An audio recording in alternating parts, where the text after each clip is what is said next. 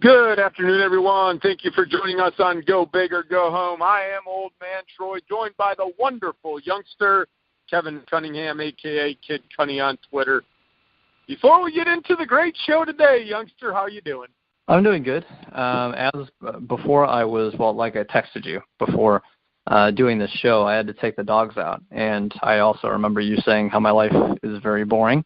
And since my car has been lit up on fire, which I would not disagree with you on, I typically try and get the show moving ASAP because nothing has big. You had to take Gizmo out, because Gizmo otherwise will be in the background barking at some comments, and he could go off today because we've got one heck of a show.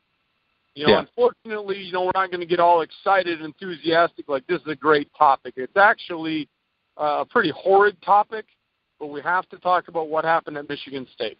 It's got to be out there. It's Big Ten related. It affects Michigan State athletics. We're going to talk about that for probably the first half of the show.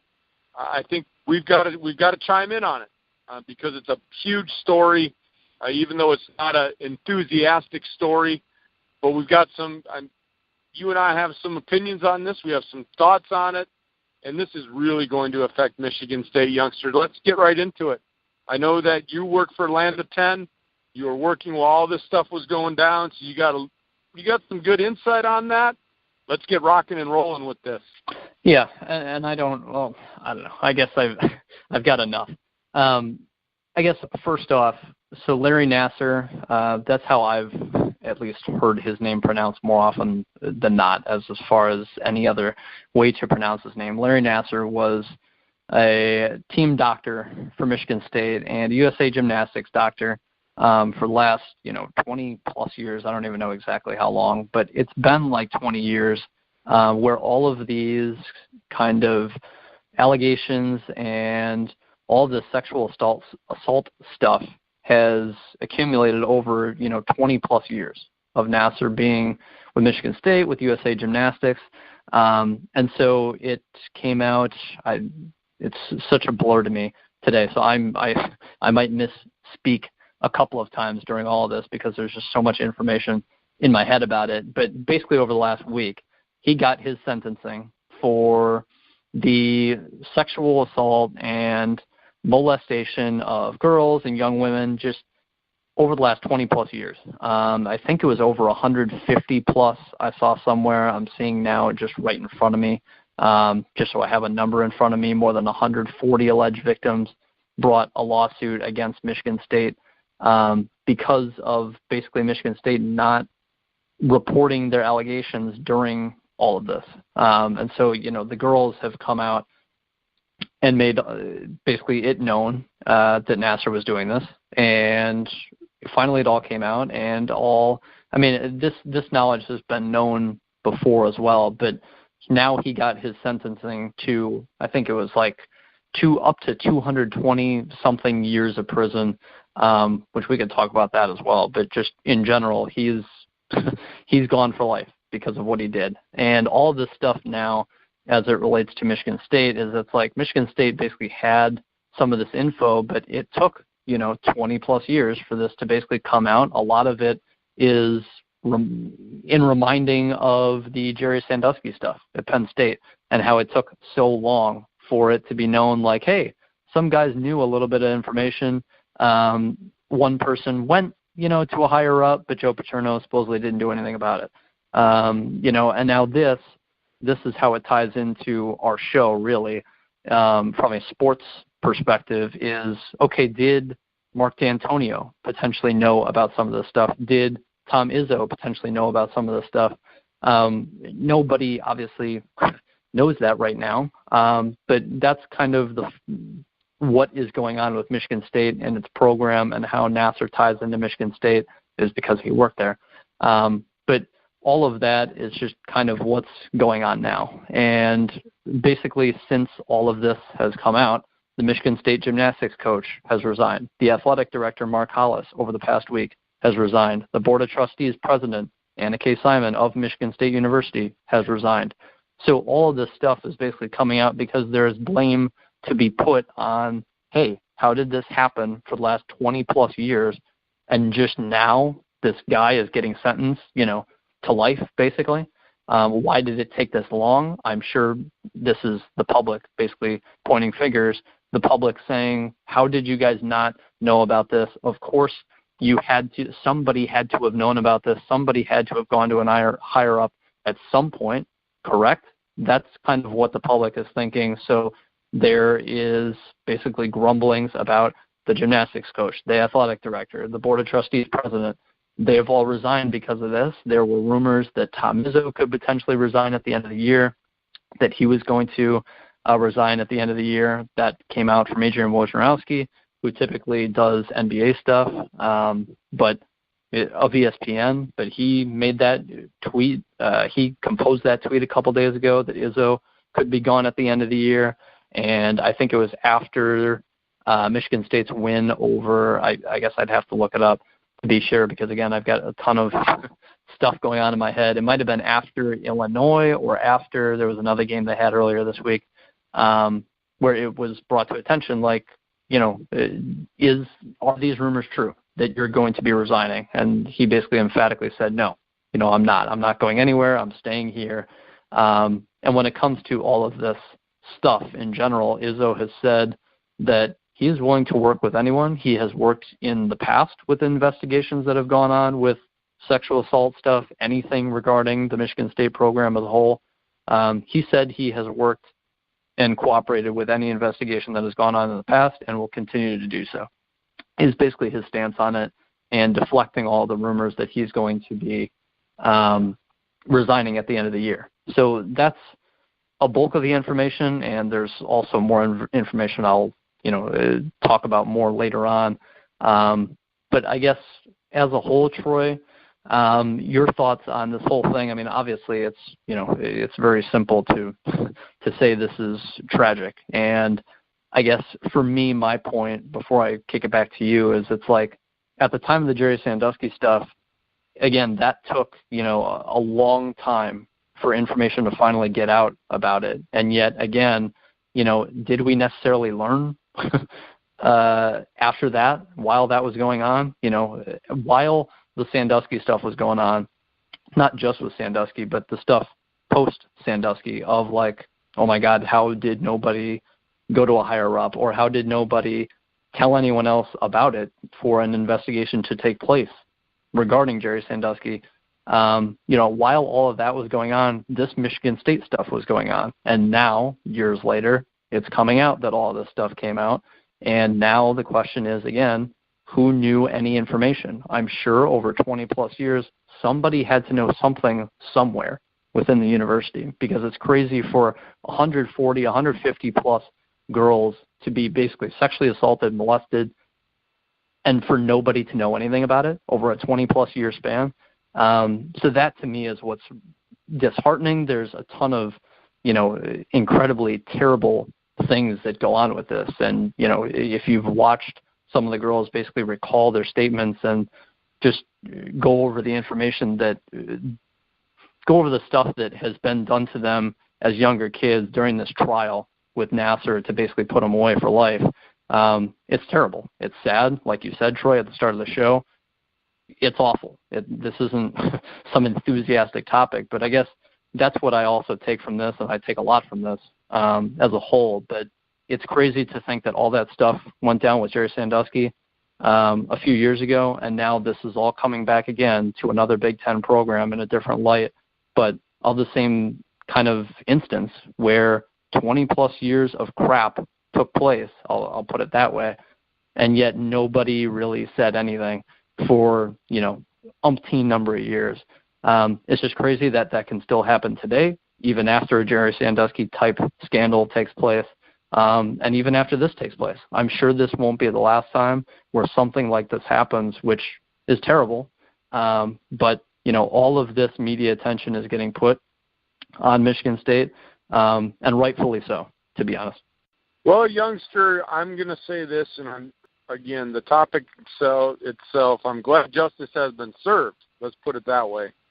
The problem I'm having is this is not going to be the last one. It's going on out there in other universities. You think back to Sandusky, you think right now to Nassar. These are long years predators. They are predators. That's what they are, and they've been doing it for a long time.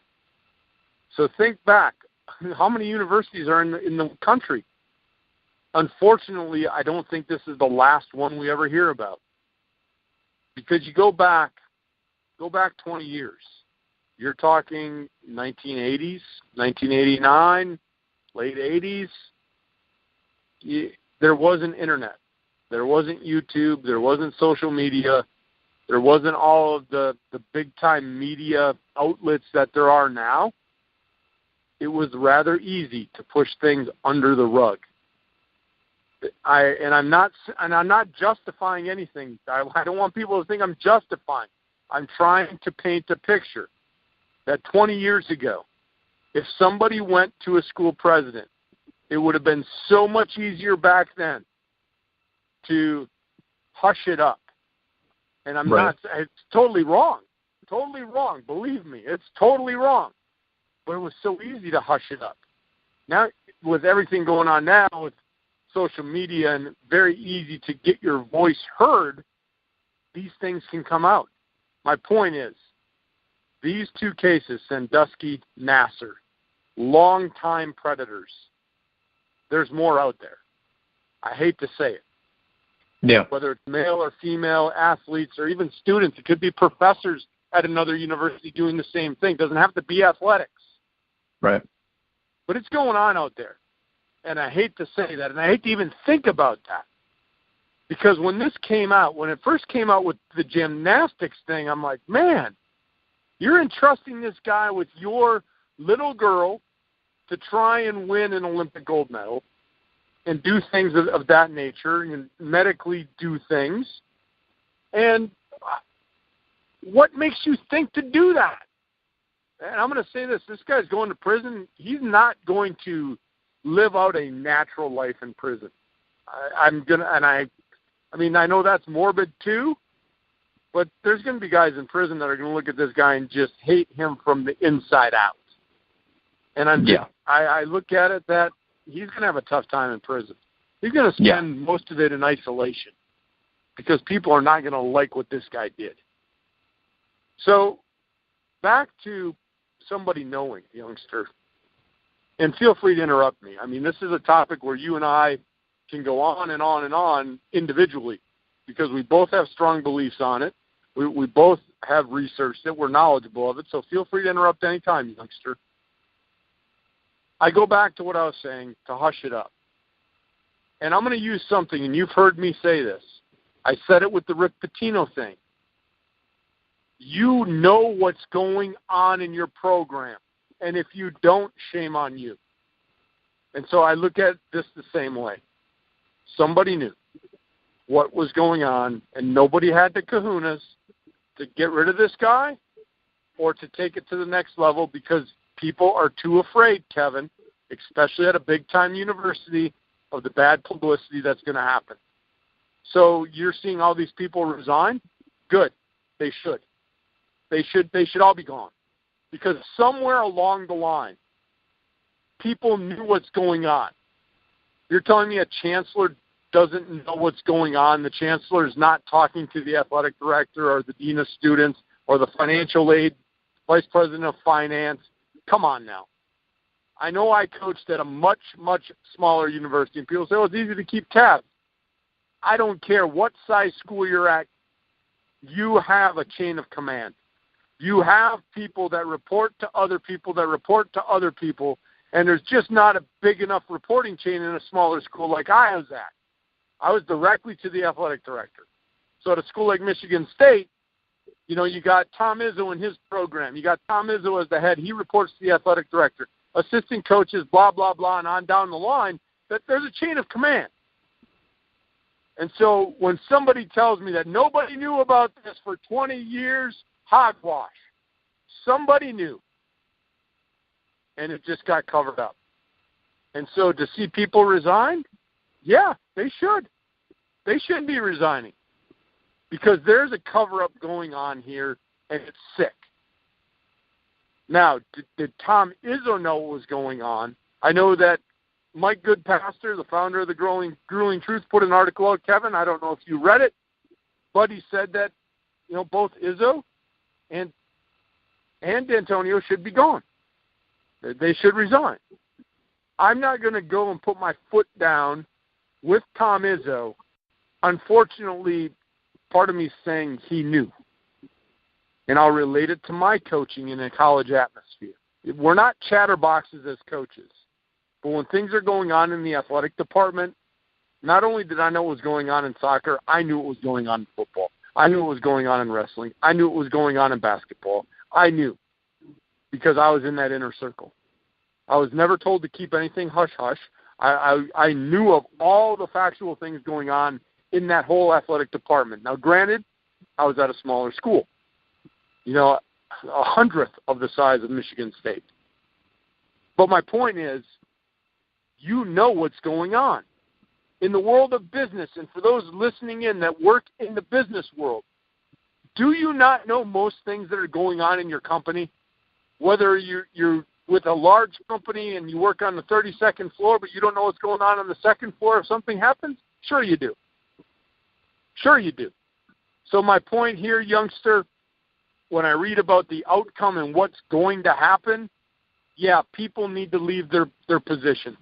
And those that knew about it, yes, they need to go. I'm not saying they've got to get charged with any crime, but they need to get away from kids. They need to get away from university. Because if you're going to be that low to keep something like this a secret, you need to get away from young adults. Just need to get away. Because I think it's absolutely sick if you knew about it and you were too worried about keeping a job or keeping the sanctity of Michigan State. Oh, I'll keep it a secret for the pride of Michigan State. As you can tell, youngster, I'm starting to go on a rant because I'm getting all worked up. People like that deserve to lose jobs because when it's unethical, unmoral, and you're breaking the law, I don't care who you are. I don't care how good your job is. You need to report it because if you kept it a secret, you allowed this to happen for so many years. So shame on all of you who knew about this. I'm not happy with you. That's all I got, youngster. Yeah, I guess the one part I disagree with you on during what you said there was that all these people who resigned should have resigned, and they should, if not resigning, should be fired. And that's kind of what Magic Johnson has come out and said about Michigan State, is that basically anyone who knew about this should be fired. And to me, that's, of course. Of course they should be. It's terrible. It's horrible. If you knew anything, you should be fired. You should have gone to not just a higher up, but you should have done something about it, not necessarily yourself, confronting Nassar, but just you shouldn't go to one person and say, hey, I think I know about this, and then just leave it at that. Can I interrupt you there, youngster, on this point? Because I'm gonna add something to this, and I'll bring it down to life. Again, you work in the business world. You see something happen in your business. Let's say you work in retail. I know you're a stock guy. You do a stock job. You see one of your fellow employees stealing something. Okay, it's in no relation. I'm not comparing these two. I'm making a point. You see somebody stealing something. You go to the store manager. The store manager happens to know this person, and they don't want bad press. They don't want anything bad to happen, so they tell you, youngster, I'll take care of it. I'll take care of it. But then, a week later, this person's still there, and you see him doing it again. And then you go back to the manager and say, well, I thought you were going to take care of this. I saw him doing it again. Oh, it's okay. I'm taking care of it. At that point, what are your options? Because you're getting now basically stonewalled. The only option you would have at that point, youngster, is to go maybe to a general manager, a district manager, and say, look, this was going on at the store. A lot of people don't want to do that. A lot of people don't want to do it. Now, again, shoplifting and what we're talking about are two different things. But my point is, a lot of times you're going to get stonewalled at that authoritative level because that person at the authoritative level, they're already somewhere where they don't want anything else to be going on here. And that's what I think happened at Michigan State. So I just wanted to throw that out because I think that's kind of what you're saying, going to somebody. You can go to somebody, doesn't mean you're going to get results. Right. And I'm just looking at a timeline. If you don't know exactly what has happened, I'm just looking at this article. I'll say it right now. Looking at this article from IndyStar.com, posted a timeline of basically everything that has gone on with Nassar when it comes to Michigan State being involved, USA Gymnastics, whether it's a student athlete at Michigan State, basically bringing up a report about Nassar. There's just a ton of stuff. But, I guess I should say this, too, that in 2014, Michigan State cleared Nassar of any wrongdoing 3 months after, and I'll read it verbatim, after a recent Michigan State graduate complained that he sexually assaulted her during a medical examination. That was in 2014. That was 3 months after that took place, where a graduate said that he sexually assaulted her. 3 months later, Michigan State clears him of any wrongdoing. So it's not even as though it was necessarily not brought up to anybody, because it obviously was. In 2014, Michigan State had to clear him of that, of what has gone on in the past, and that was 2014. I mean, just looking at this timeline starts at 1978. That's when he was working at a high school, but in 86, for example, just to give people some perspective, that this was 32 years ago, 1986. Joined USA Gymnastics national team medical staff as an athletic trainer. So he was there 32 years ago. That's USA Gymnastics. For Michigan State, he received a medical degree in 93. In 1994, a gymnast who later became an Olympic medalist alleged that Nassar began to sexually abuse her in 94. And when did that come out? This was according to a 2016 lawsuit. So 22 years later, that information came out. Supposedly that abuse continued for 6 years. It's crazy how long some of these I can go through everything, and by the time I went through this entire timeline, we'd be over an hour. But in general, this has been a 20, 30-year thing. 1998. According to court records, Nassar began sexually abusing a 6-year-old daughter of a family friend. So it's not even as though this guy was not on the radar, not on anybody's radar. It's not, in 98, she told police that Nassar did stuff, basically. I'll leave it at that. Every other week for 5 years. That was in 98. And yet Michigan State, a student athlete at Michigan State in 98 also reported concerns regarding Nassar to trainers or coaches, and the university failed to take any action. That's what that particular lawsuit claimed. That happened in 98. So Michigan State, they've been, I guess, aware of what has been happening as far as reports, and for just a while now. And it took until, I guess, 2014 for them to clear him of anything in general. And in 2016, there began real investigations into USA Gymnastics.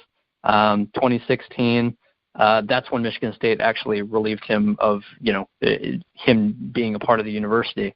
About 20 years too late. Yeah. Kevin, exactly. Think about this.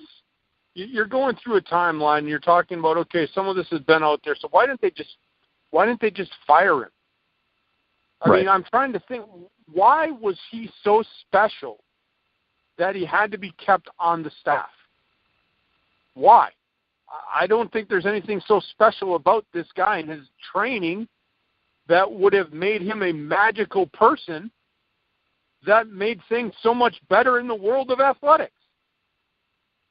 Again, I like to relate a lot of what we talk about. I know it's a sports show, but a lot of people listening in, we're maybe athletes like you and I at the college level and, a traveling team level, but all of us work in the real world now. Think about what happens in the real business world. When allegations like this come up, you don't survive them. You don't survive them. They find a way to have you walk away and get away from that organization because they don't want to deal with it.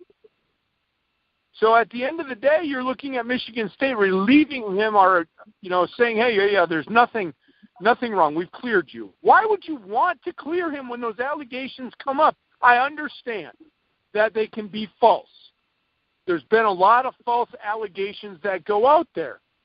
Right. But this thing right here, you cleared him. But it went on with so many people. Did you not do an investigation, and your investigation didn't reveal anything else? Right. Were you just so blinded by one allegation that you didn't do a thorough investigation?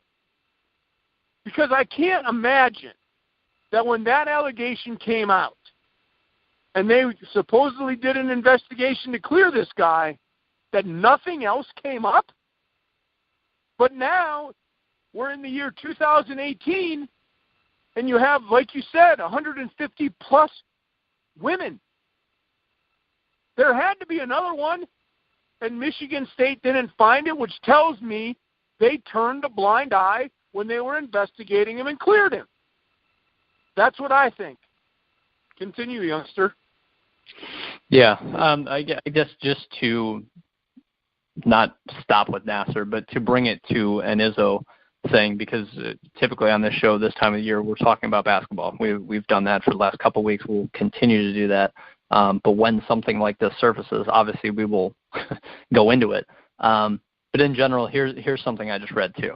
According to ESPN, a former team member, former Michigan State men's basketball team member, Travis Walton, that lost in the 2009 championship game, was serving as an undergraduate student assistant coach on Izzo's staff after facing criminal charges for punching a female student in the face in 2010. He was also accused of raping another female student 3 months after that. There was also Keith Appling, Adrian Payne, also accused of raping another female student in August 2010.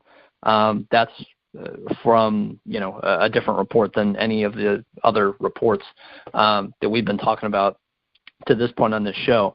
And none of those players were disciplined whatsoever by the team. None of them were held off and suspended and, hey, let's look into this. Yes, they're allegations. Yes, they're accusations of rape, for example, punching a female student.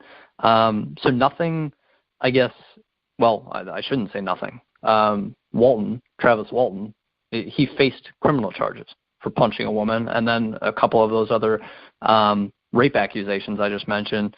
None of them, were finalized, but nothing. There was no discipline to any of those guys. That was in 2009, 2010.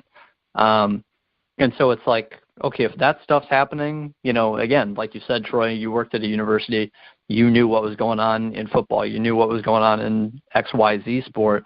So if you're Tom Izzo, over the course of 20-plus years, this team doctor working at Michigan State was a part-time professor, you didn't know anything about him at all whatsoever. There was nothing. Nobody ever came to you. You heard nothing around the locker room for 20-plus years about this guy, ever, by anybody. It's just hard to believe. So that's why Izzo, for example, is under fire, about, really? You didn't necessarily know anything? Because there's nothing out there saying, Nassar is tied to this former men's basketball player. There's nothing like that. So it's not in direct connection, Izzo and Nassar. But again, you're at the same school for 20-plus years. And again, these reports come out where, rape accusations are taking place with assistant coaches and players on the team, and criminal charges for punching a female student in the face come out about an undergraduate assistant coach. And yet nothing happens to those guys. So that's why I guess Tom Izzo is being tied into this. For those that don't know, is that stuff has gone on,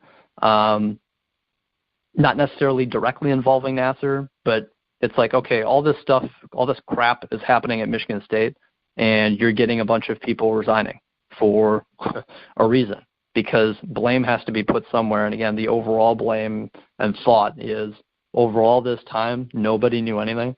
And you went into an investigation, like you said, Troy, and boom, that's it. You just looked into one accusation, and I guess you found it untrue.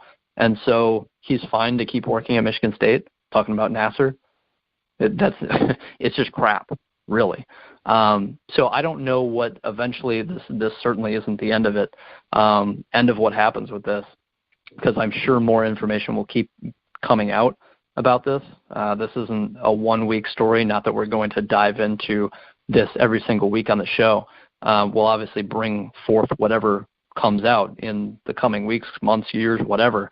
But as a whole, that's what's going on with Nassar. That's what has happened in the past. That's some of what has happened in the past, obviously. I mean, I just mentioned, 3-4 reports over a timeline. And again, the 140 plus at least young girls, sexually assaulted, molested.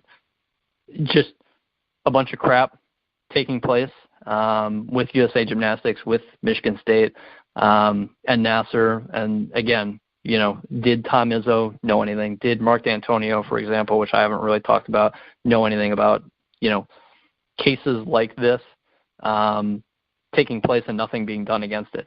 All these accusations, not that there's 140 plus, but when you've got a couple players on your team, both in 2010, being accused of raping a female student, and yet there's no discipline done whatsoever. I understand that you can't put them behind bars. You can't kick them off the team just because of an accusation. But again, with all this stuff of Nassar, and understanding that anything is possible, just because there's an accusation doesn't mean you do nothing about it. Just because your guy isn't put away in prison for it doesn't mean you can't do nothing about it, because nowadays it seems like... Kevin, you can do something about it. I'll interrupt you there. As a former college coach, you can do something about it. You said You can't kick them off the team. Why can't you? You rule the roost. You're Tom Izzo. You're Mark D'Antonio. I coached...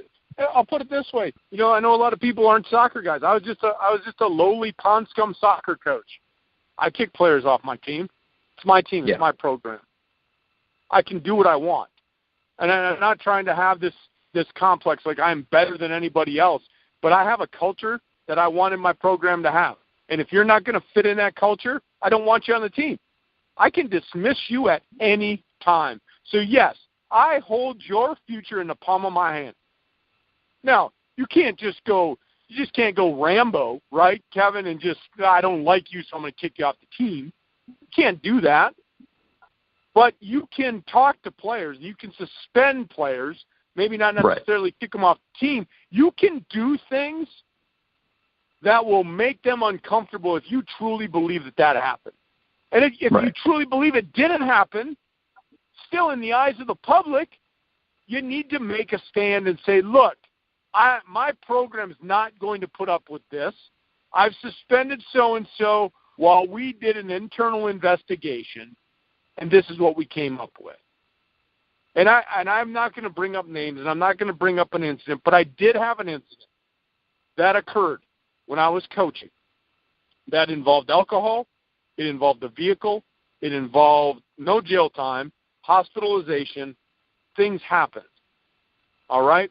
Player was suspended. Player ultimately left the program. Do you think he just woke up one day, Kevin, and left the program on his own? Right. I'm sure he faced a little wrath from the head coach. And what my first thing as a head coach, and I'll say this, there was some empathy. Are you okay? Are you okay? Because there was hospitalization involved and so on and so forth. I genuinely cared about the player as a human being.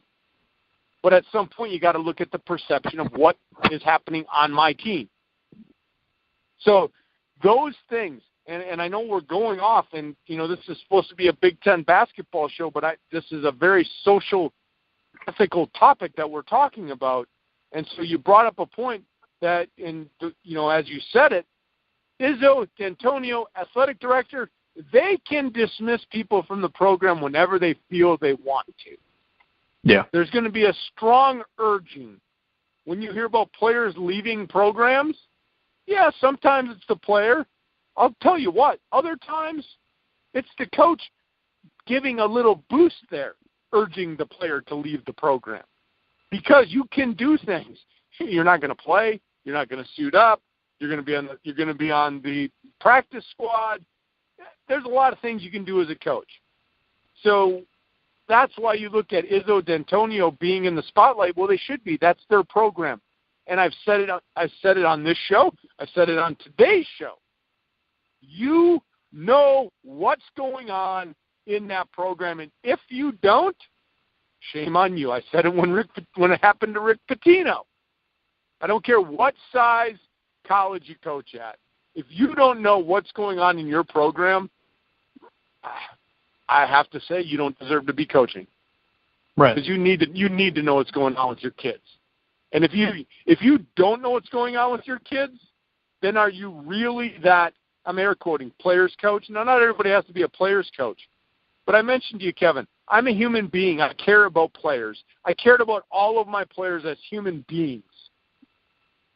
But they also had to fit the mold of the culture I wanted on my team.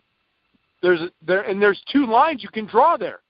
You can have empathy for a person and support a person as a human being, but then turn around and literally flip the switch and not support that person as an athlete on your team. I don't know if that made any sense to you, youngster.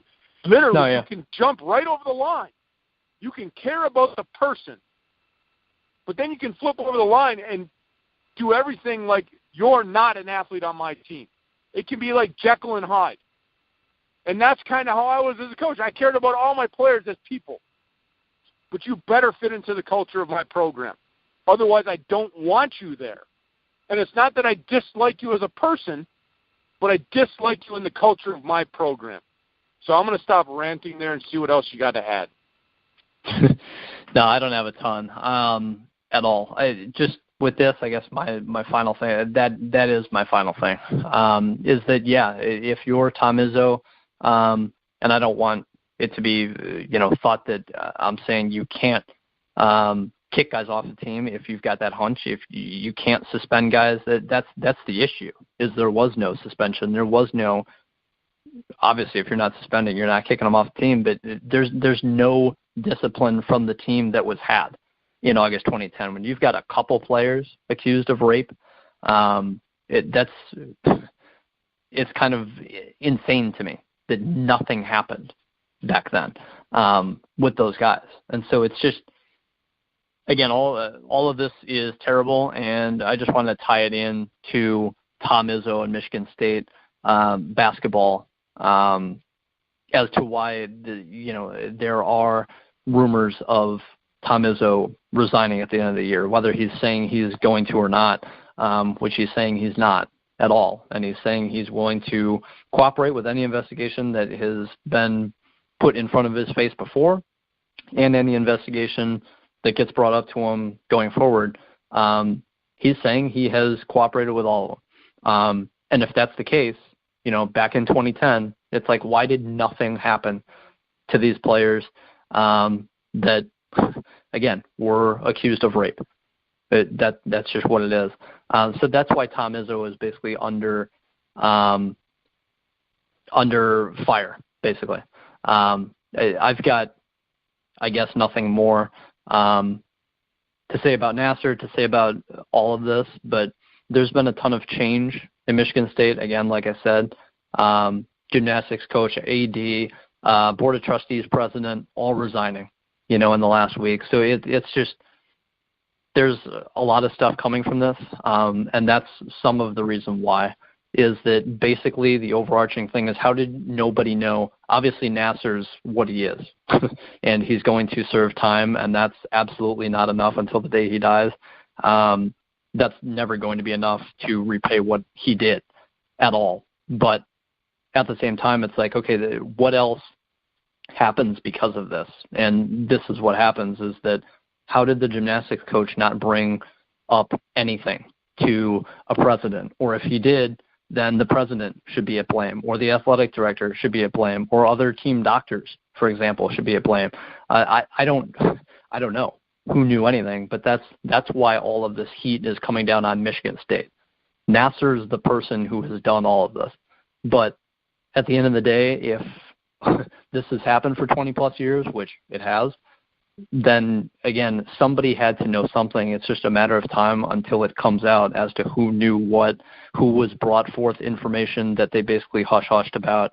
That's what, all the stuff that people think of Joe Paterno away from the football field is that he knew information about Jerry Sandusky and what he was doing, and he did nothing about it. That's the lasting impression of Joe Paterno, and that could be the last impression of Tom Izzo, for example, is that he knew some stuff. He knew that a player raped another female student in 2010. Maybe he did, maybe he didn't. I have no idea. I don't know if that information will ever come out or not, but that's why a ton of people around the Michigan State program are under heat. It has nothing directly to do with Nassar, unless you're the gymnastics coach, of course. In Izzo and D'Antonio's name, for example, nothing directly tied to Nassar, but all of this crap is coming out, and it's like nobody knew anything, really. So that's why all of this rumor, all these rumors, all this heat is going down among the entire Michigan State program, from the president to the AD to gymnastics coaches to men's basketball coaches. Just everyone is being put under fire because of, okay, what did you know? You had to have known something. There is blame to be had outside of just Nassar because, again, of how long this took place. It wasn't a one-incident thing, and he just kept it under wraps, and it was one or two girls. No, it was 140-plus. So somebody had to know something. And, again, if you're not doing anything to players who are accused of rape or punching girls in the face, then that's on you. That's on Tom Izzo, for example. So that's how it ties into Michigan State's program as a whole and Tom Izzo going forward. I've got nothing more on this, Troy, unless you do. Well, I just want to talk about how it's going to affect the program. You think about today's world and everything that's going on. People do look at these things. This could, and even if nothing, like let's say Tom Izzo is not forced to resign. Again, it comes down to a perception. If I'm a kid and I am in a program and I'm a parent, and I've now formed a perception of Tom Izzo that he didn't do what Nassar did, but he knew about it and didn't do anything, there might be a parent whispering in that kid's ear, I don't want you playing for that guy. Right. I don't want you playing for him. So it could affect the basketball program, could affect the football program, could affect recruiting should neither of these guys resign or be forced to resign. That's all we got. We spent nearly an hour, youngster, on this topic, so we're not going to shortchange the fans that want to listen to basketball talk, but we'll just go through some quick things. I mean, it was another great week in basketball for the Big Ten, overshadowed, of course, by the Nassar incident. But we're going to talk about the Big Ten, a couple of key points, go through the standings. Penn State made a big move. Ohio State's not undefeated anymore. Purdue's still rolling around. You got to talk about Michigan State as a basketball team. They've won 4 in a row, and it looks like teams are trying to separate themselves a little bit, youngster, what we talked about last week. I'm going to turn it back over to you, go through the standings quickly, touch on a few games, and we'll let these wonderful listeners go, and then we'll join them next week. Yeah. So the top 25, before I get into the Big Ten standings, and unfortunately, I'll be blunt and upfront, I did not do my homework on this past week of Big Ten basketball, looking into things the way I have in the past, because of all of this Nassar stuff and people resigning left and right and all these allegations and rumors. It's just been too much for me to keep up with every single basketball game that has gone on. So this show, honestly, going forward is going to be learning for me as well in some sense as to what happened this past week in Big Ten basketball, honestly. There just has not been enough time for me personally. But top 25 in men's basketball. Villanova still number 1, Virginia still number 2, Purdue still number 3, Duke, I believe, is still number 4, and Michigan State, I'm trying to check my notes, and I'm not. Michigan State was 6 a week ago. Now they're 5. I'm not sure who dropped from above them. But to me, I guess that's your top 5, is Nova, Virginia, Purdue, Duke, Michigan State. Virginia actually beat Duke, and Duke is still number 4 in the country. Goes to speak to what the AP, at least, thinks of Virginia at 20-1 overall. That's, as always, a heck of a defensive team and has guys that play elite defense that can shoot from three as well and score points. They're a dangerous team. And Duke is a dangerous team whether you lose to Purdue or not. Whether Michigan State beats Purdue or Purdue beats Michigan State, I don't think that's going to have a huge effect in the top 25 rankings, which in the end will mean nothing because the NCAA selection committee is who gives out seeds at the end of the day for the March Madness tournament, not the AP. But both those teams are legit in Virginia and Duke. Both these teams in Purdue and Michigan State are legit. So regardless of what happens when those two teams meet, it is what it is. Both teams are for real. Both are in the top 5 of the top 25 right now. But as for the other Big Ten teams, Ohio State, I believe, was 13 a week ago. Yes, they were. And due to the loss that they suffered to Penn State, which we'll talk a little bit about, they dropped to 17, so not a huge drop at all. Still in the top 20. Ohio State at 17 and Michigan at number 24. Michigan was 25 a week ago. As far as this past week, I guess I'm checking. I know they lost a game. I'll have to see as to who that was, but actually it was Purdue. I know it was Purdue. Now that I actually think about it, they lost at Purdue by 4 points, which again we'll talk about Purdue in general, but that's what the top 25 entails for the Big Ten. Anyway, is that Purdue is number 3, Michigan State number 5. Both those teams still winning, still elite. I think Purdue is on a 17-game winning streak. Yes, they are, which matches the highest in the Big Ten since I don't even remember the year. There's so many numbers and stuff in my head from this past week. Since 2009, 2007, something like that. So Purdue is absolutely rolling. 21-2 overall, winners of 17 straight. They're legit. I mean, I saw a stat line from Isaac Haas, 7'2" big. Had like 26 points, like 5 assists in one game this past week. Just when he has to do something big, he does it. And when he is in foul trouble and the other guys around him have to step up, they do it. That's a altogether for real team in Purdue. And Michigan State, it seems like it's figuring itself out a little bit at least, in the sense that they're winning games again. They're 8-2 in conference now. They're still in third because Ohio State only has one loss. But it's kind of been jumbled together now. Like Purdue is 10-0 in conference. Ohio State's 9-1 in conference. Michigan State 8-2. And then there's a drop off to teams like Nebraska and Michigan who have 4 losses in conference. But so in general, you've got those couple juggernauts at the top, at least in the AP, before I get into the Big Ten standings as a whole. Purdue and Michigan State are dominant. And Ohio State showed a blemish to Penn State this past week. But Ohio State's still in the top 20 and Michigan's still in the top 25. I don't know if you've got anything on the top 25, Troy. Otherwise, I'll get into the Big Ten standings. No, nothing on the top 25. Let's move into the Big Ten standings. Yeah. So, again, and usually I can go through the week and point out losses, wins, what have you. I can just look at winning streak right now as far as what's in front of me. But Purdue, again, atop the conference at 10-0. Ohio State still second in conference, if you want to put it that way, because they were basically tied with Purdue for atop the conference before losing to Penn State, but they're now 9-1 in conference. Penn State hit a buzzer beater, which, again, we'll get more into that game in a bit. But Purdue at number 1 at 10-0, Ohio State at number 2 at 9-1, Michigan State at 8-2, number 3, number 4 in the Big Ten. 10 games in, actually 11 games in for this team. Number 4 in the Big Ten standings is Nebraska. Nebraska basketball, the number 4 in the Big Ten. And that's the team I want to talk about when we're done with the standings. So that'll be one of our talking points, this Nebraska team. We talked about them last week. Were they a tournament team? And we said they need to separate themselves. Not going to get into it now because, you got to finish the standings. But we will talk about Nebraska basketball when these standings are done. Yeah. Michigan at 6-4. They're number 5 in the standings. Number 6 in the standings, Penn State at 5-5. Number 7 in the standings, Indiana at 5-5. Number 8 in the standings, they keep moving up, is Northwestern at 4-5. Maryland is down to 4-6 in conference. They've lost a couple straight.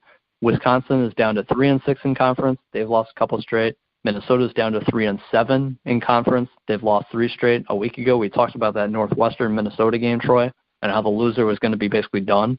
The loser of that game was Minnesota. In our minds, they're done. 3-7 in conference. They have to almost win out, basically, in my mind. We'll get into the bottom portion of the conference toward the end of the show. But Minnesota down at 3-7, and then Rutgers 2-8, Iowa 2-8, Illinois 1-8. Illinois actually won their first game, and I will check to see who that was against. I believe it might have been Iowa. It was against Indiana. Actually, they beat Indiana by 2 points. So Illinois getting their first Big Ten win. They had lost 6 straight games to that point, all against Big Ten teams. But came out victorious against Indiana, who, by the way, Indiana played Purdue, I believe it was, earlier this week. I'm checking. Indiana lost to Purdue by 7 earlier this week. We knew that Purdue going to Indiana, actually yesterday. We're recording the show January 29th on a Monday. Sunday, January 28th, Indiana played Purdue. We knew that was going to be a tough one a week ago for Purdue, and Purdue escaped with a 7-point win. But, yeah, Indiana has lost a couple straight because they lost to Illinois earlier this week. I don't know if that was leading up to Purdue, and it's like, hey, we know we were playing a bad Big Ten team in Illinois, so we don't have to give it our all. I don't know if that was the mentality or that you're looking ahead to Purdue, but it shows that Indiana, even at 5-5, even at 3rd, 6th, 7th in the conference, tied for 6th in the conference, can be beaten by the worst team in the Big Ten, supposedly, in Illinois, 11-11 overall. So it just, again, speaks to the parity of this conference. We mentioned it week in, week out, that the bottom barrel of this conference, Iowa, Illinois, they can put up points, 72, 76 points a game. Iowa, for example, 76 points a game, ranks 4th in this conference in scoring, barely behind Ohio State for 3rd. So, yeah, can Iowa beat most teams in this conference? Absolutely. Can Illinois do so? Absolutely. And they proved it this week. Both teams did. Both teams got a win this past week. So, again, just goes to show you potentially how weak the middle of the Big Ten is this year and potentially how deep the conference is as a whole. But, yeah, right now I'll run through the standings for the last time. Purdue at 1, number 2 Ohio State, 3 Michigan State, 4 Nebraska, 5 Michigan State, Penn State at 6, Indiana 7, Northwestern creeping up to 8, Maryland down to 9, Wisconsin 10, Minnesota 11, and then Rutgers, Iowa, and Illinois fill it out from 12 to 14. Well, at this point, Kevin, I'm going to take the Cinderella slippers off Ohio State, and I'm going to put them on Nebraska. That's where I'm going to put them. And that's how I'm going to start our conversation. We talked about Nebraska last week. And they're not impressive wins this week, but they're taking care of business. Yeah. And if you want to separate yourself, that's what you do. You take care of business against the lower-tier teams, and that's what Nebraska did. Do I think Nebraska's this juggernaut like Purdue? No. But at 7-4, they've now set themselves up to get a bid to the NCAA tournament. Because now you look at 7 games remaining, and we always talk about this going 500 the rest of the way. Let's say if they go 4-3, puts them at 11-7 in the Big Ten. Yeah, they're 11 wins. Yeah, they're in. 11 wins in the Big Ten gets you in. And look at their schedule. Not overwhelmingly hard. I see 4 possible wins there. There are, Troy, in their last 7 games, they have nobody ranked on their schedule. Yeah, exactly. There's 4 wins in there. So yeah. Nebraska's kind of slid under the radar and just playing basketball. And, hey, for them, where they're at, we always talk about, would you have signed up for this? If you're a Nebraska basketball fan after 11 games, would you have signed up for 7-4? You probably would have been ecstatic. Yeah. You would have been like, holy cow. I didn't even think they'd get 7 wins the whole year in the Big Ten. Nope. So for me, that's why I'm moving the Cinderella slippers over, putting them on Nebraska, because their schedule, like you said, they can easily go 4-3. And if they go 4-3 in their last 7, they're in. So what are your thoughts here on Nebraska, Kevin? And again, They didn't beat a Michigan State. They didn't beat a Purdue. But they're winning. They won. They've won 7 games in the Big Ten. I think, that's well-deserving. They're there separating themselves from the rest of that mediocre pack. And they're putting themselves into that tier right below the Michigan State and Purdue. I have to give them credit. They're doing what they need to do. Again, you can't ever apologize for the schedule and who you beat. You just got to beat them, and that's what Nebraska's doing, Kevin. Yeah, and even looking at the losses, they lost to St. John's the 3rd game of the year. St. John's isn't a doormat. They lost to Michigan State twice, I believe. No, just once. So they've lost to Michigan State. They've lost at Creighton. They've lost to Kansas. They've lost at Purdue. They've lost at Penn State in overtime. They've lost at Ohio State by 5 points. Okay, that's that's understandable. The only loss I didn't mention this year was to UCF in the 5th game of the year. And UCF's they're also not a complete doormat. By the way, for those who don't know, UCF's not a good basketball program, but that's not an atrocious loss. But I just rattled off every single loss this team had, whether it's St. John's or Michigan State, Creighton, Kansas, Purdue, at Penn State in overtime, at Ohio State by 5. There's no terrible losses in there. They lost to Kansas by 1 point. So Nebraska's competing, and they're beating Northwestern on the road by 15. They're beating teams they should. They're beating Michigan at home by 20.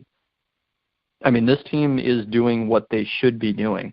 Even if they go 3-4 and you finish 19-12 and you're 10-8 in the Big Ten, that's not a guarantee. We saw it last year with Iowa going 10-8 and missing the NCAA tournament. But the way they're losing and the way they're winning, to me, this team would have to kind of collapse. I mean, if they go 3-4 and lose in the first round of the Big Ten tournament, then there's worry.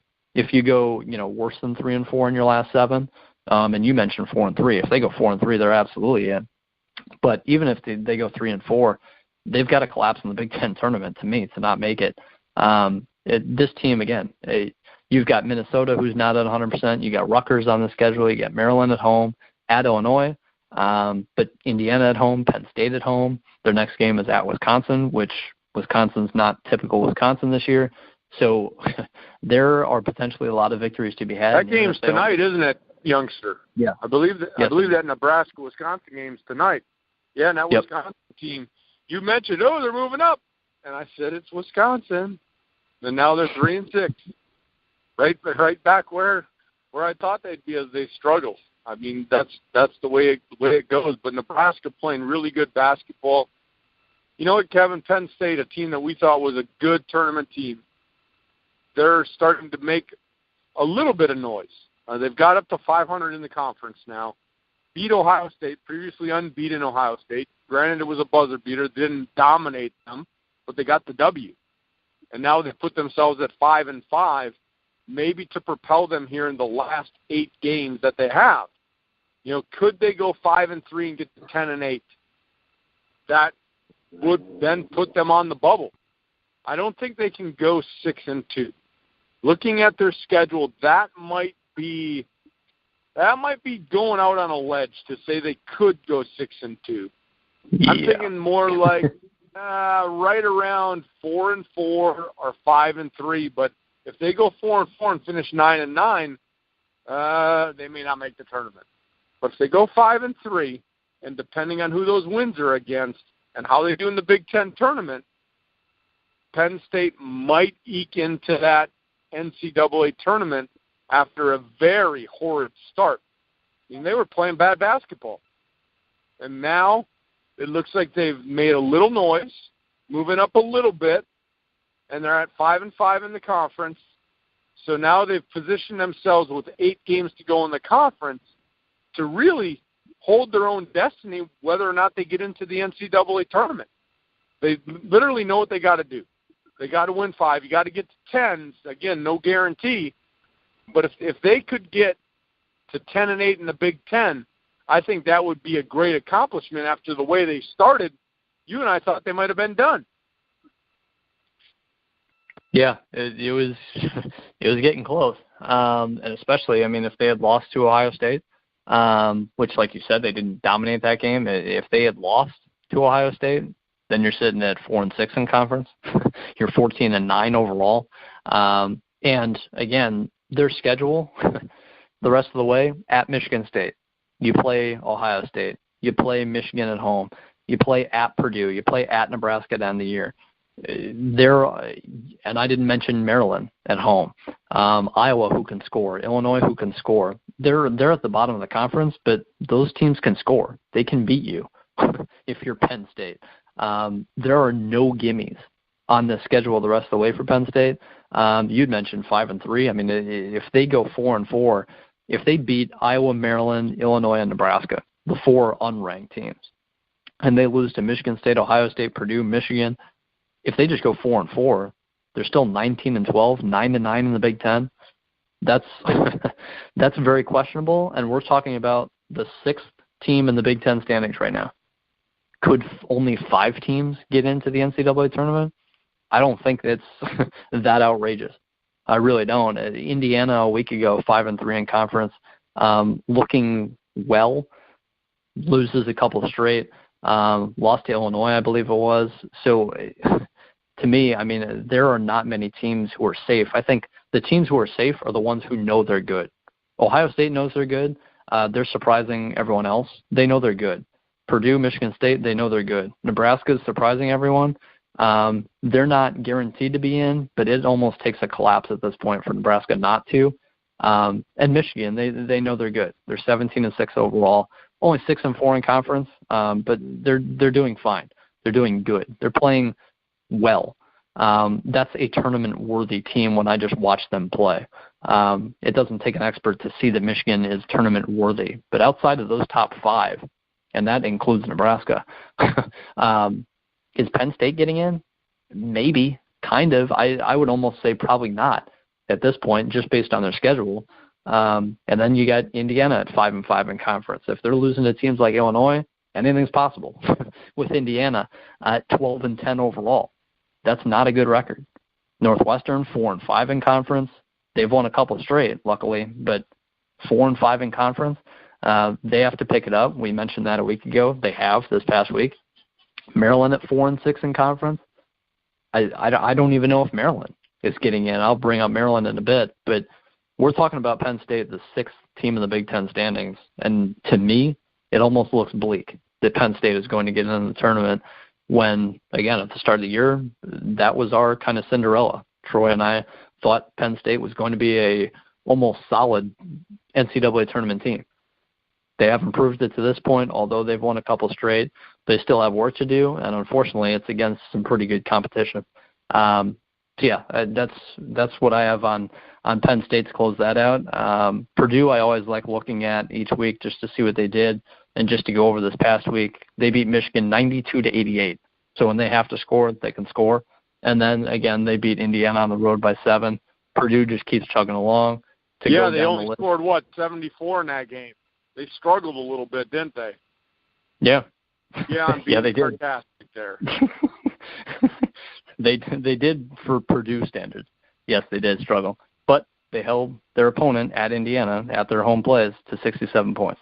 So they can win a number of ways, which I mentioned Virginia at the start of the AP Top 25 at number 2, and that's what kind of hurts me for Virginia, because they almost have to win games in the 50s and the 60s. Because if you're scoring on Virginia and Virginia has to rely on its offense, that's when things get hard. I love that Purdue can play both ways and win games in the 90s and win games in the 60s and 70s. I think that's awesome. I think that bodes well for winning 6 games straight against quality competition in March Madness.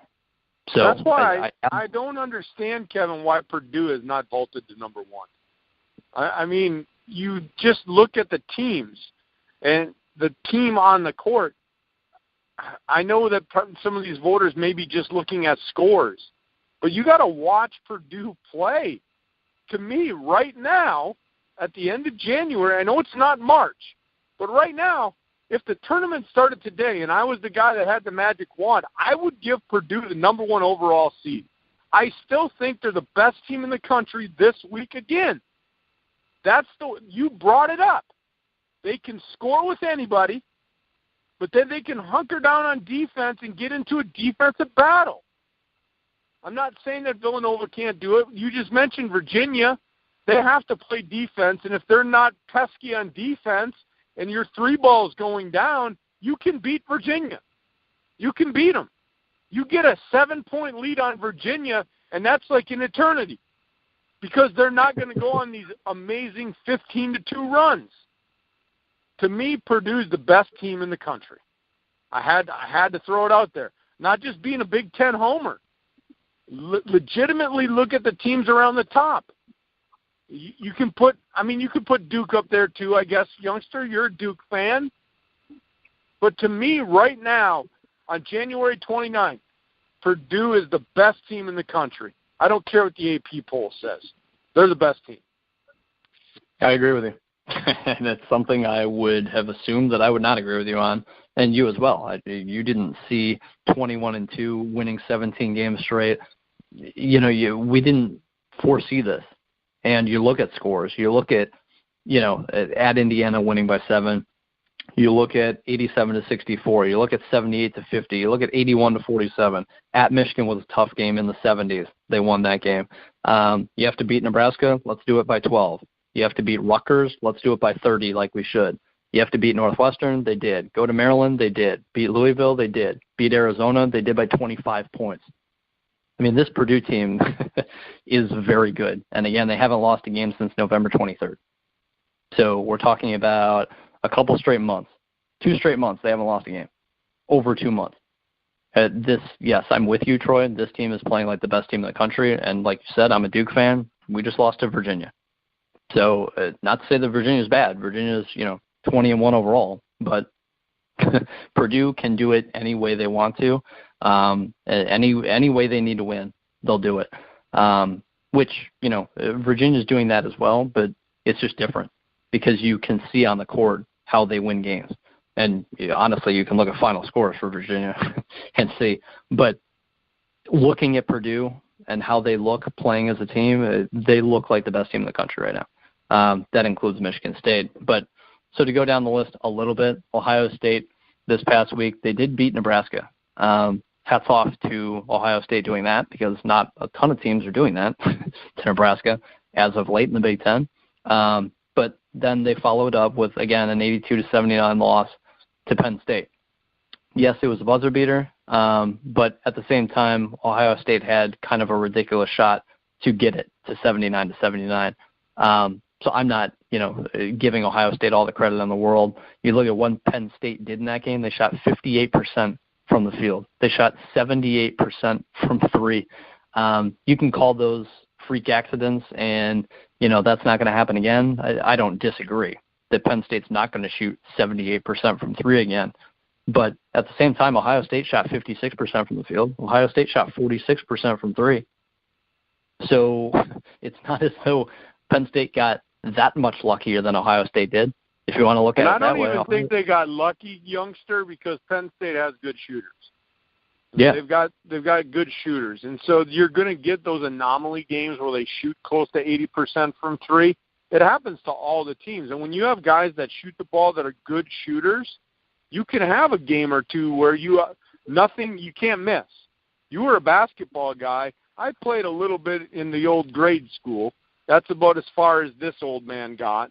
But you know what I'm talking about, youngster. Sometimes you just can't miss. Everything you throw up just goes down. We see it all the time, and it happens in March Madness. A team gets like that, and they just can't miss. But the only way that you can shoot 80% or close to it, you have to have shooters. And I'm not just saying heave the ball up like me, because I'm not going out there and shooting 80% from three-point land.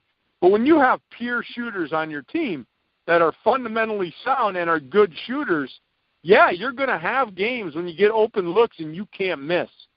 Now, like you said, could they do it again? Highly unlikely they're going to be pushing 80% from 3, but I'm not surprised because when you have good shooters, games like that can happen. I just wanted to throw that out there. Yeah, and again, Ohio State was not that far off from the field or from 3. I wanted to bring that up. But also, last thing with Penn State, too, Josh Reeves has come back. And Josh Reeves, a 6'4" guard, a junior guard, implementing a guard who can do it all for you. At Penn State, basically 11 points a game, 4 rebounds a game, 3 assists per game. He was out in basically the start-ish of January, and they lost to Indiana at that point. They lost to Minnesota at that point. They lost to Northwestern at that point. The only team they beat during that 4-game stretch that Reeves missed was Nebraska, a 2-point game in overtime.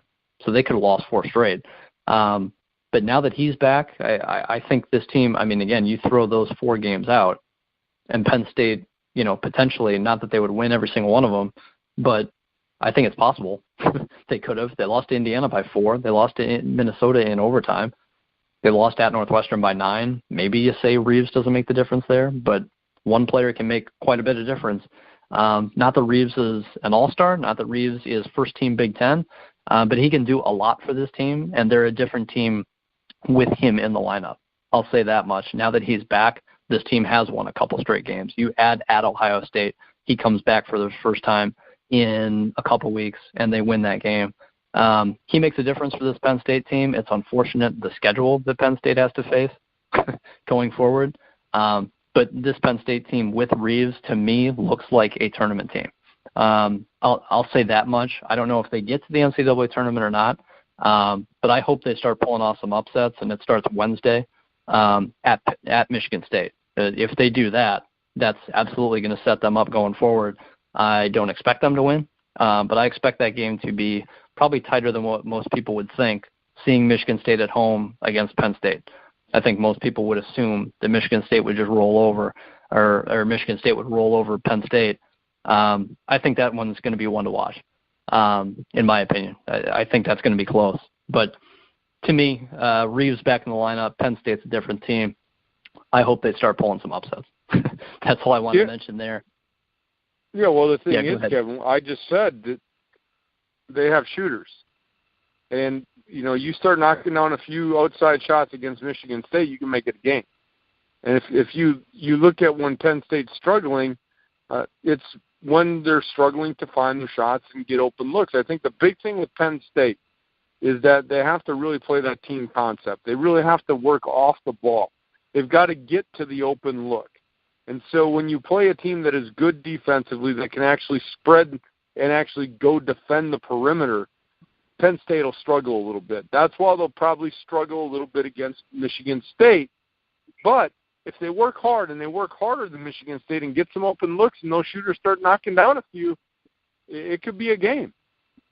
You don't want to dismiss Penn State, but I also think Michigan State, as a basketball program, and I have to keep saying that, as a basketball program, has started to do some good things. You just look at the way they're playing, and we talked about rolling into March. We're going to be in February real soon. And you look at what Michigan State has done, they're starting to put it together a little bit. And so if they do that, I'm not going to say it's going to be a long night for Penn State, but you're going to have a game where they could go there and they could get blown out. If their outside shot's not going down and Michigan State's on top of their game, Penn State could travel to Michigan, and boom, they come back to Pennsylvania, 18-point loser. Could happen. But like you said, they could also walk in there and maybe pull off a nice major upset and further their resume. That would look awesome for them.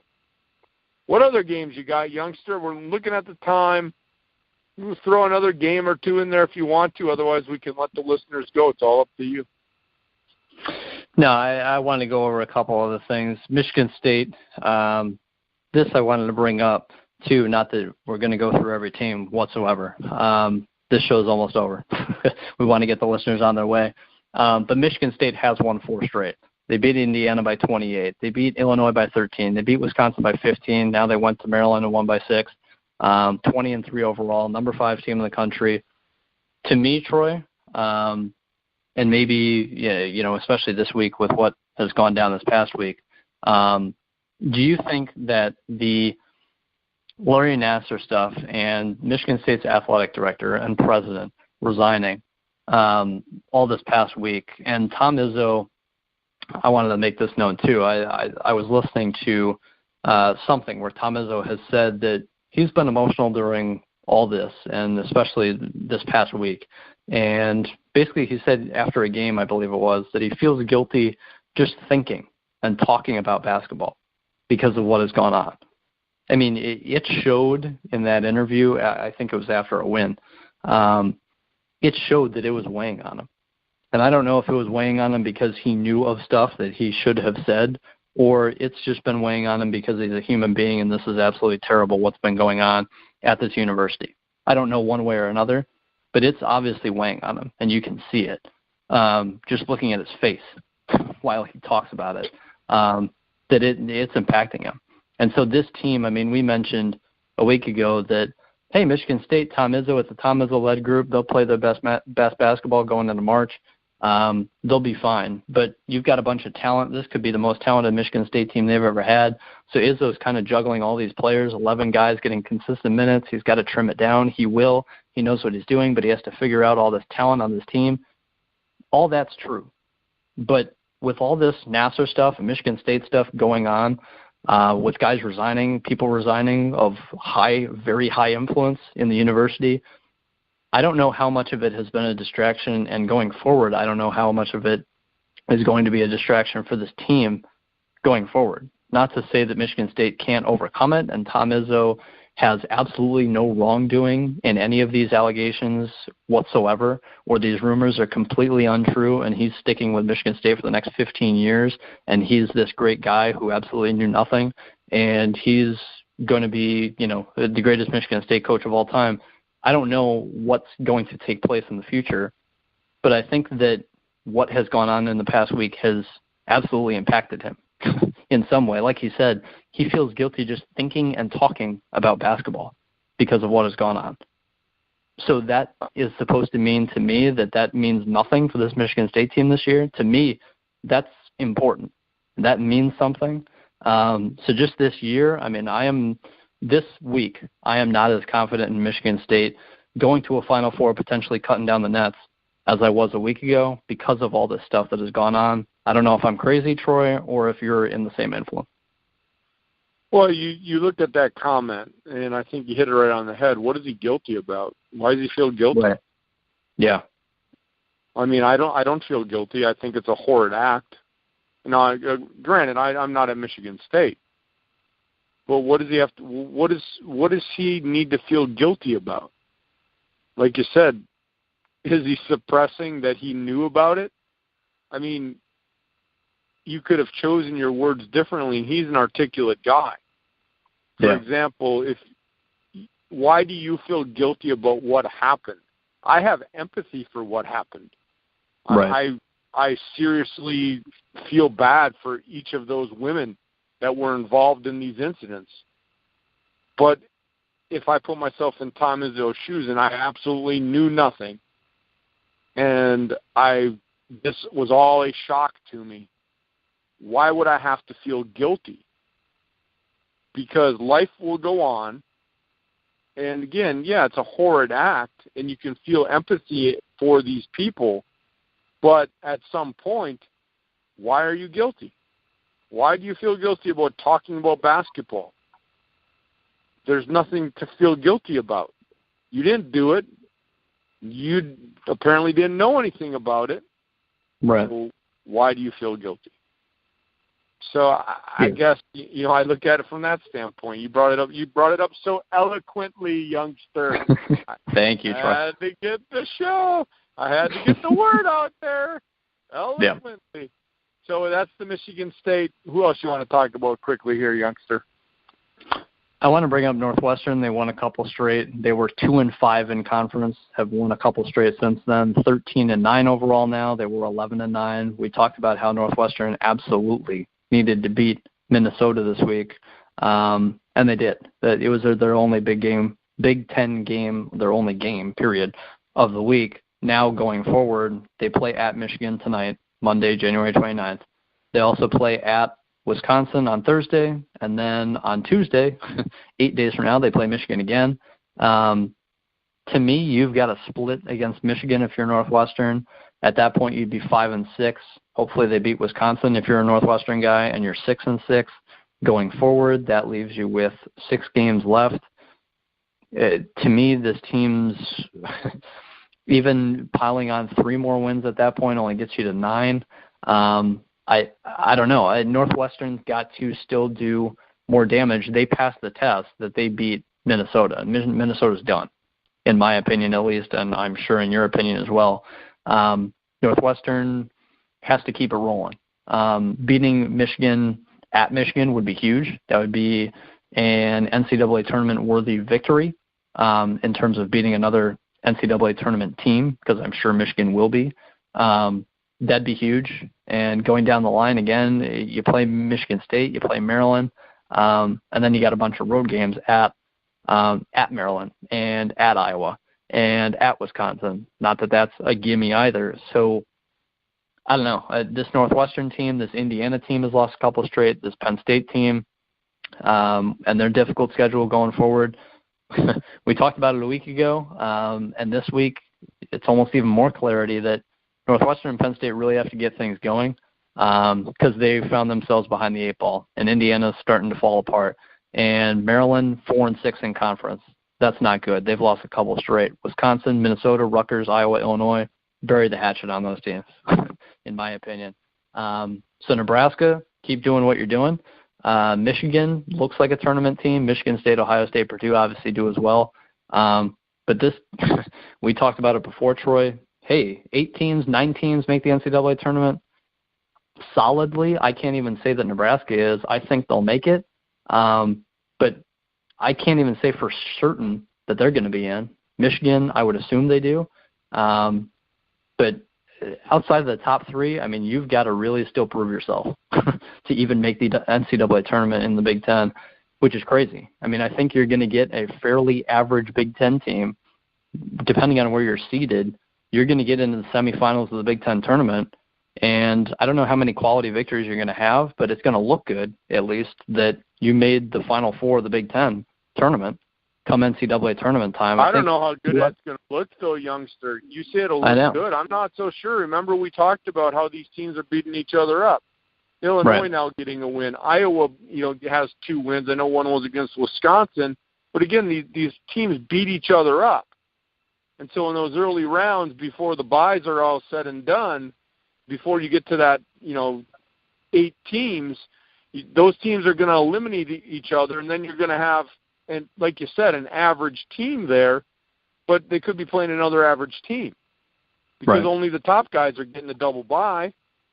So I don't know how good it will look this year to just say you got to the final, where in years past, getting to the Big Ten final, that was almost like a feather in your cap. Like we got to the Big Ten final, we're in. We were on the bubble entering the tournament. Now we're in. I don't know. If you're a team that's like hovering around like 15 and 12, and you win 3 games and you're 18 and 12, get to the final and then lose to whether it be if it was today Purdue, and you're 18 and 13, 500 Big Ten record. Getting to the Big Ten final, to me, it's not going to do it. It's not enough. You're going to need to win it. You're going to need to win because your losses, some of those losses are going to be to those mediocre, middle-of-the-pack teams. Yep. So, to me, the committee's going to look at, okay, you had this quality win against Ohio State, but you lost to Wisconsin. You lost to an Iowa. You lost to X blah, blah, blah. So you have more losses against bad teams than you have quality wins, if that makes any sense to you, Kevin. At least that's my thought. No, yeah, I completely agree. That's what I wanted to get out of this point was that you can do damage in the Big Ten tournament this year, and it may not all look that impressive because even your big win before you lose to a Michigan State or a Purdue or even Ohio State, your big win could be against Michigan. Your big win could be against Indiana, Nebraska as the number 4 team. Nebraska gets a double bye in the Big Ten tournament this year if it ended right now. That's not a hugely fantastic victory to get to the semis and eventually lose to a juggernaut. So yeah, the middle of the pack for the Big Ten, you've got to really start standing out, and Nebraska has done that as of late. And Penn State is winning a couple straight, and Northwestern is winning a couple straight. Those teams have to continue doing that. Because, the middle of the pack just getting even to the semis doesn't mean necessarily anything this year, unfortunately, for the Big Ten. The last thing I wanted to mention, too, was Northwestern, their week ahead, because that, to me, is the team that we want to look at going forward, them and Penn State, Indiana as well. But Northwestern for this week, I guess, at Michigan Monday night, that's huge. But even if they lost that and they followed up with a win against Wisconsin, even at that point, you're only 5-6 in the Big Ten. You've got to start stringing together a bunch of wins. It's crunch time for Northwestern. I think they knew that a week ago. After they lost 4 of the last 5 games, they responded with a couple of victories, which is nice. It's really crunch time for Northwestern, Indiana, Penn State, which unfortunately makes up the middle of the conference because Michigan up, Michigan State up, Michigan State, Ohio State, Purdue, you're basically in, guaranteed at this point. But Nebraska and Michigan still have even a little work to do, and if you're beyond the top 5 of the Big Ten, you almost have to be a little bit concerned about making the NCAA tournament. You need some wings and a prayer at that point, buddy. Anything after 5, you need wings and a prayer. Yeah. Because I've said it for the last 2 weeks now. Teams beat each other up. And the number 6 team can lose to the number 12 team just like that. I mean, you look at Illinois, not a good basketball team. They got to win. I'm not saying they're going to get too many more, but they could. Rutgers plays hard. Iowa's Iowa.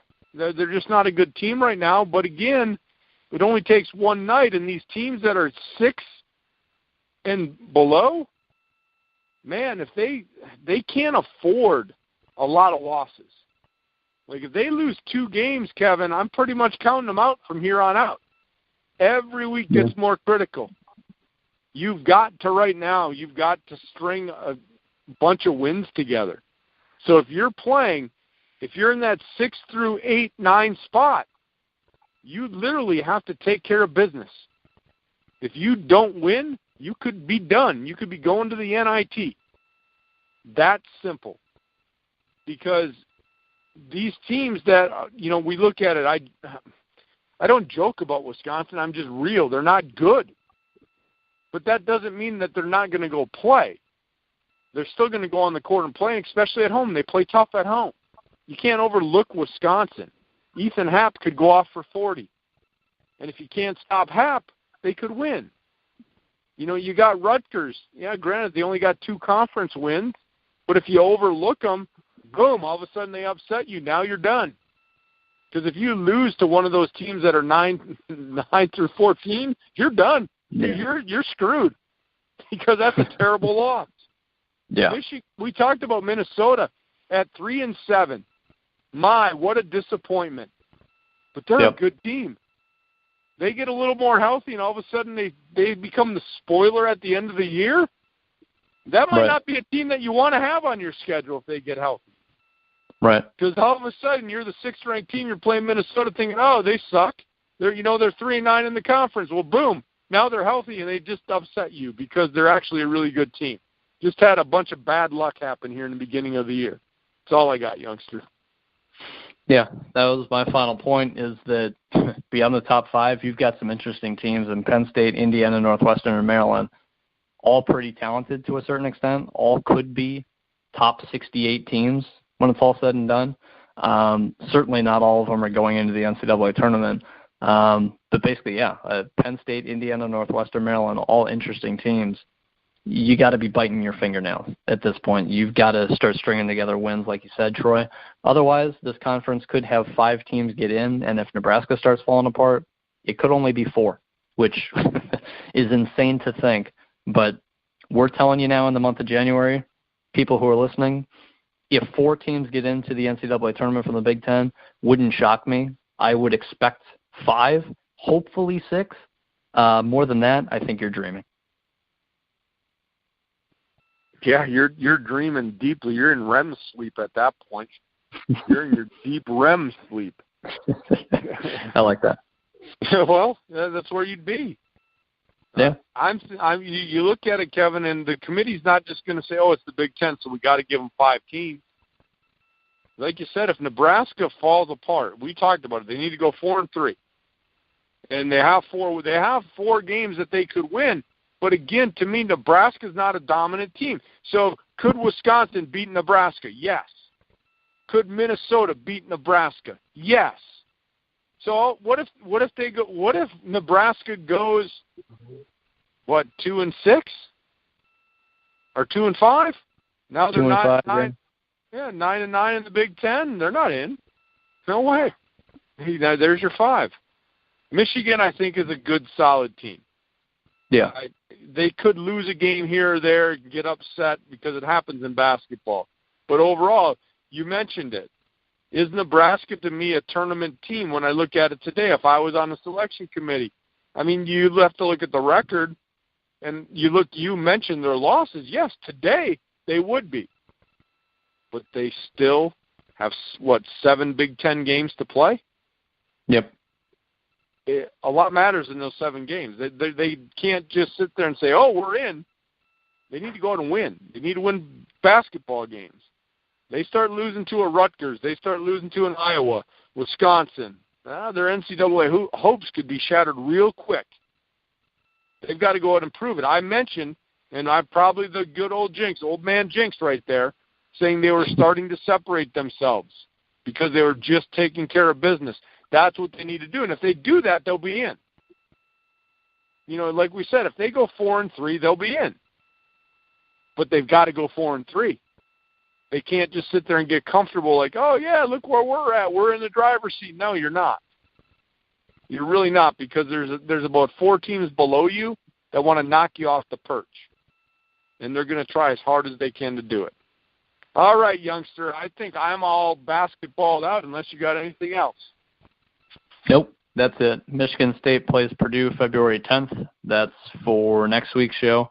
No juggernaut battle taking place. That'll be a dandy. Yep. Yeah, that's all I got. Nothing more. Just look at these teams in the middle of the Big Ten. They need to start winning.